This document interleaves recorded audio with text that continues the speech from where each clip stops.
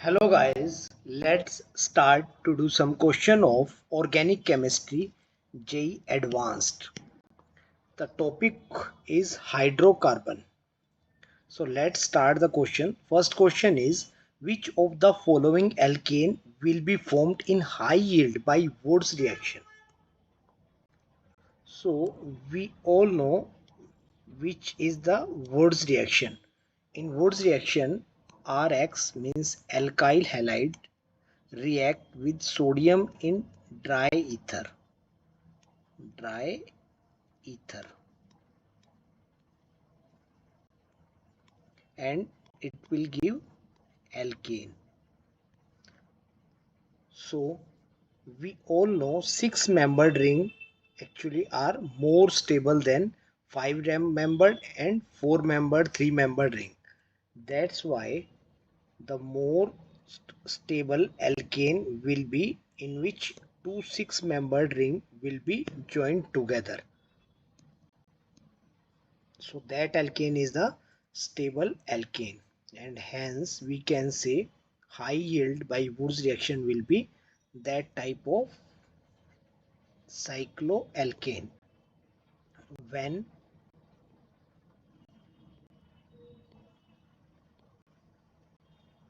this type of cyclohexyl bromide react with sodium in the presence of dry ether, then we will get first answer.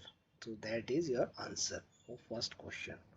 Next question is, which of the following has lowest boiling point? Lowest boiling point, actually we all know the boiling point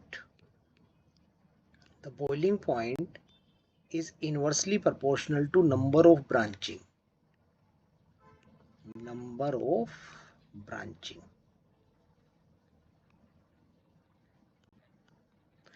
So the third option, maximum branches are there, that's why it have lowest boiling point.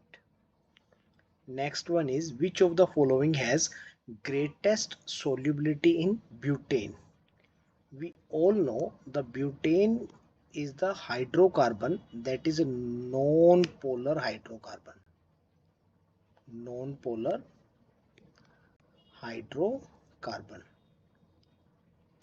And as we all know, according to like dissolve like principle, the non-polar compounds are very easily dissolved in non-polar solvents. So butane is a non-polar solvents, hence that is the structure of isobutane. That isobutane, again, it is a non-polar compound, so it can easily readily dissolve in butane. So our answer will be fourth option.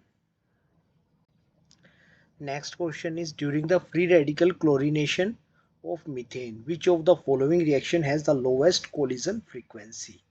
Okay, so lowest collision frequency, actually in first option we can observe, in first option there is no free radical is formed. Actually first option is the step of chain termination step. So collision frequency of Cl free radical and CS3 free radical to collide together to give the product is lowest, because here it is a product, it is a chain termination step.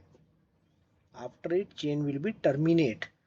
That's why they have lowest collision frequency, because free radical want to generate free radical. In all other reactions, their free radicals are generating, but there is no free radical is generating.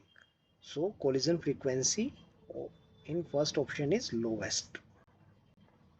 Next one is C2H5Br C2H6. Above conversion can be achieved by which reagent? Zinc amalgam in the presence of acid as well as LiLH4 in the presence of acid, that is a reducing agent, that is also reducing agent, and magnesium ether then H2O. So if we are taking magnesium ether, so C2H5Br when react with magnesium in dry ether, it will give Grignard reagent C2H5 MgBr.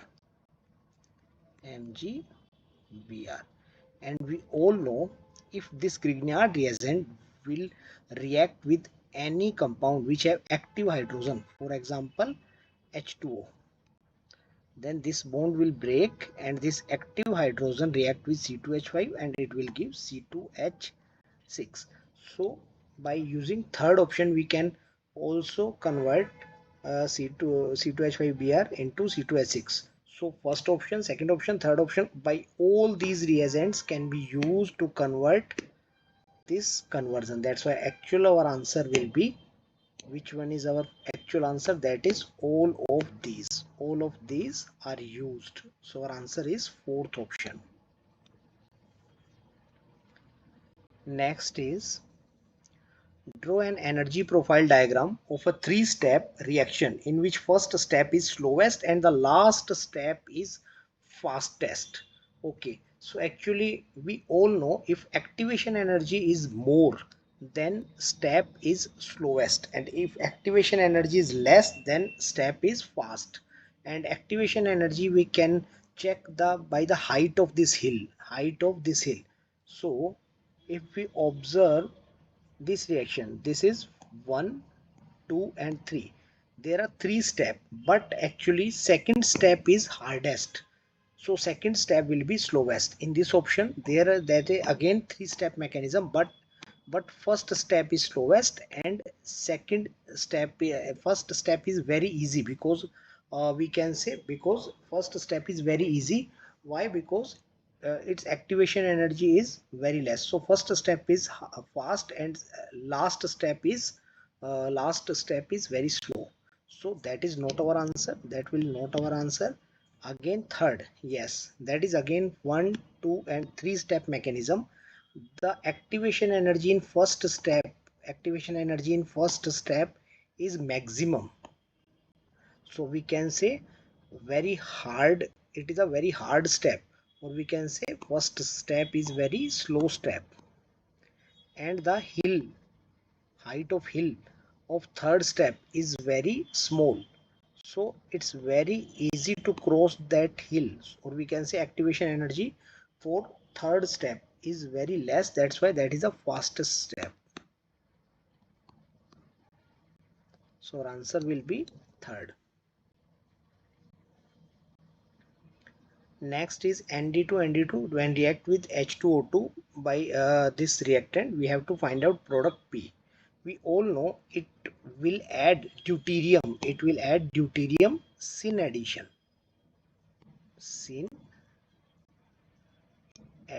of deuterium atom. So that is our answer, where is both deuterium atom are out of the plane, means there is syn addition of deuterium atom is occurs, that's why our answer will be second option. Arrange the following alkanes in decreasing order of their heat of combustion. Okay, actually heat of combustion depend upon you can say stability, it defines the stability, and we can say heat of combustion heat of combustion heat of combustion is inversely proportional to stability.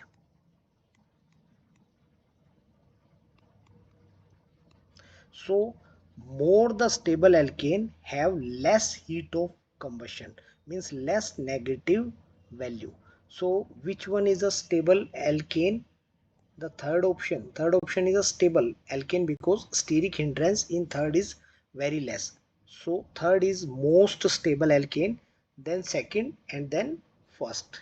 So the heat of combustion would be in opposite, so heat of combustion, maximum heat of combustion will be of third, because it's you can say it's depend upon your stability, more the stable, less the heat of combustion.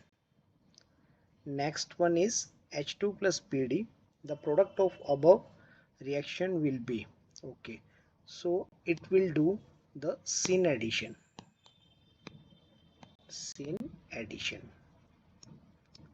of H around the double bond. So we will get two type of product. First product is like this, HCS3 and HCS3. Second product we will get like this, HCS3 HCH3, because around this carbon the position of CH2 is not defined, so CH2 can be upward or downward. That's why CS3 we will get these two actually product, and both product are diastereomers to each other, so our answer will be second, diastereomers to each other. Which of the following reaction are at termination step in free radical chlorination of methane? So we all know that third is we can say termination. Which of the following reaction is a termination step in free radical chlorination of methane? So termination step is when two free radicals combine together and give a product that should not be a free radical. So actually in this question there should be a free radical of Cl. So our answer will be third option. Next one is, which of the following is a chain propagation step in free radical chlorination of methane? We all know your first step is chain propagation step. That one is a chain propagation step in which chain is propagating by producing more free radical. Third one is Mg ether product will be second product, we will get second product, because first of all this magnesium and this will react and will give you RMgX, means Grignard reagent, and the structure of Grignard reagent will be like that, MgBr. Now another molecule of substrate react with this Grignard reagent and electron will be transfer here. So this terminal will acquire partial negative charge, and magnesium being a metal acquire partial positive charge. Now it will act as a nucleophile. And which one is a nucleophilic center?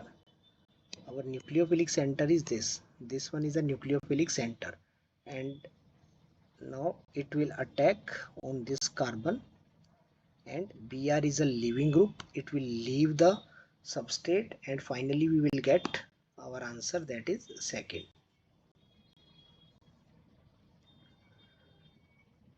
We have to find out which compound will not obtain. Okay, if we observe our second option, let's see the second option, start from second option. In second option this H is substituted, it is a free radical substitution reaction. In second option this H is substituted and we will get second option, so second option is not our answer. In third option we can observe actually this H is substituted in our third option. You can check like this. In third option this H is replaced or substituted by free radical substitution through Cl. So third option is not our answer. In fourth option actually hydrogen of ethyl moiety is substituted by Cl free radical, so fourth is not our answer. If we observe first, actually what happened in first it rotated the configuration of this carbon, so it is not possible. If Cl free radical will substitute any of H of this molecule, this carbon should retain its configuration. Why? why this is happening? It is rotating, or it is inversion of this carbon is happening. It actually cannot happen. That's why our answer will be first. During the combustion of ethane, hybridization state of carbon change.